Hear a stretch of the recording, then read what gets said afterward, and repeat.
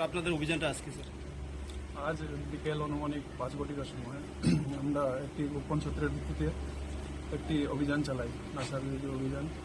তো এই অভিযানে আমরা 2 লোককে আটক করেছি, তারপরে অ্যারেস্টও করেছি এবং তল্লাশি চালিয়ে আমরা 260টি পট্টা বলা হয় এখানে ভাষায়, পট্টা পেয়েছি, যার পরিমাণ 5 গ্রাম থেকে বেশি আছে। তো তারপর আমরা অ্যারেস্ট করেছি ওই 2 জনকে। এগুলি কি ড্রাগস জাতীয় কিছু ছিল স্যার? এগুলো ড্রাগসই, হিরোইন, এগুলো হিরোইন। যাদেরকে আপনারা গ্রেপ্তার করেছেন স্যার মূলত তাদের নামগুলি কি ছিল স্যার? তাদের একজনের নাম সুরজ মিয়া চৌধুরী, আর একজনের নাম আপনার রাজীব সোম।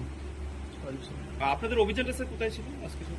আমাদের অভিযান ছিল সুনামুরা, একজনের বাড়ি সুনামুরা, একজনের বাড়ি আপনার এই মধ্যপাড়া। তো 2 জনে মিলেই ব্যবসা করে।